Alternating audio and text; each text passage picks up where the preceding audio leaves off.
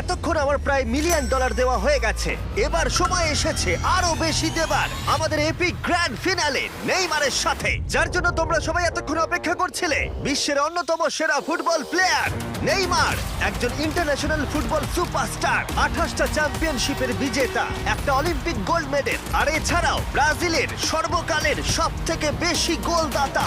সে compete করবে একজন সাধারণ প্লেয়ার হিগোরের সাথে, আর ওরা কম্পিট করবে $5 লাখ জন্য। যদি তুমি যেত, এই টাকাটা শুধু তোমার ব্যাংক অ্যাকাউন্টে যাবে, কিন্তু নেইমার জিতলে ওর বেছে নেওয়া যে কোনো চ্যারিটিতে আমি টাকাটা দেবো। বুঝে গেছো? হ্যাঁ বুঝেছি। আমায় ক্ষমা করো, তুমি হেরে যাবে।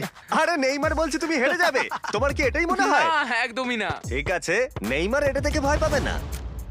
ওয়াও ওয়াও, ঠিক আছে। প্রতিবারের মতোই এই গেমের নিয়ম খুবই সহজ। আমরা শুরু করব একটা পেনাল্টি শুট আউট দিয়ে। দুজনে স্কোর করলে আমরা 15 পা করে পিছিয়ে যাব। ততক্ষণ আমরা এটা করে যাব যতক্ষণ না একজন স্কোর করে আর একজন মিস করে দেয়। কে প্রথমে শুরু করবে? চলো রক পেপার সিজার শুট। আমি আমি জিতে প্রথম। গেছি। তাহলে নেইমার প্রথমে। এতে পুরো চাপটা আমার উপরেই পড়বে।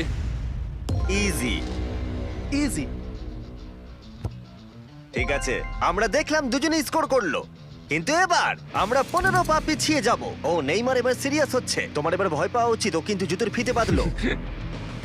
প্রথম 4টে শট নেইমারের মতো বিখ্যাত ফুটবলার কখনোই মিস করতে পারে না।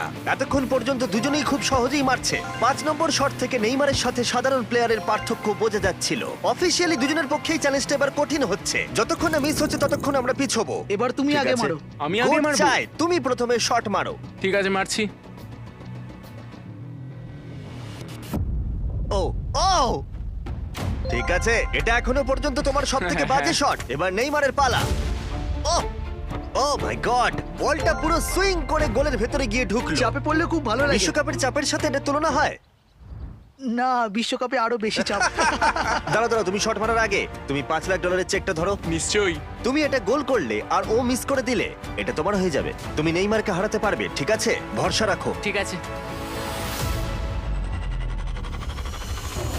ও না, নেইমারকে এটা গোল করতে হবে। যদি ও মিস করে তাহলে তুমি সুযোগ পাবে। মিস করো, মিস করো প্লিজ। দাঁড়াও ভাই, এদিকে একটু সরে এসো। এই গোলটা তবেই কাউন্ট করা হবে যদি এটা বারের মধ্যে লেগে গোলে ঢোকে। না ঢুকলে এটা গোল নয়। নেইমার এতটাই ভালো যে ও বলছে গোলটা তবেই কাউন্ট হবে যদি বলটা বারে লেগে গোলে ঢোকে।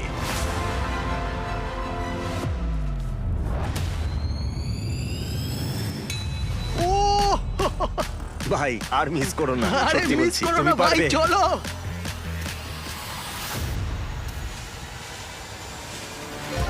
ঠিক আছে, ওর ভাগ্য ভালো যে নেইমার ওকে সুযোগ দিচ্ছে। ও নেইমার, ও অপেক্ষা করলো না। ও ও চ্যালেঞ্জে কে কাউকে সুযোগ দিচ্ছে এটা আমি জীবনে প্রথম দেখলাম। ঠিক আছে, এইবার আমি চাই নেইমার প্রথমে মারুক। সাধারণত নেইমারের বিপক্ষে একজন বিশ্বমানের গোলকিপার গোলের নিচে থাকে, কিন্তু এটা এখন খালি। ও মাই গড,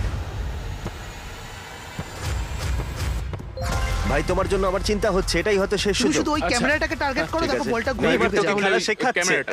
হ্যাঁ। এই তো খুব ভালো, গোল হয়ে যাবে, দেখলে? ও পেরেছে! পেরেছি। আমরা অফিসিয়ালি এখন মিডফিল্ডে আছি। এরকমটাই চলতে থাকবে। রেডি হলি মেরে দাও।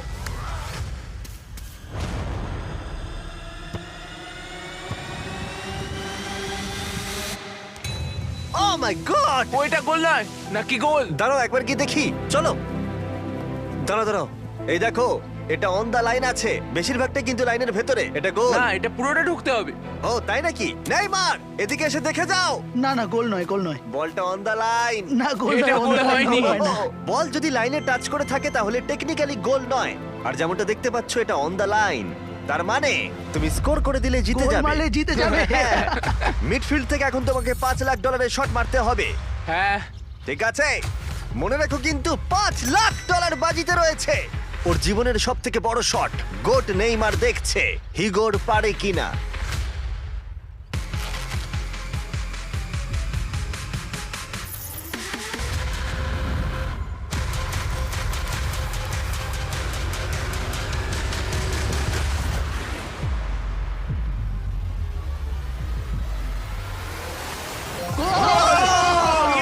ও পেরেছে!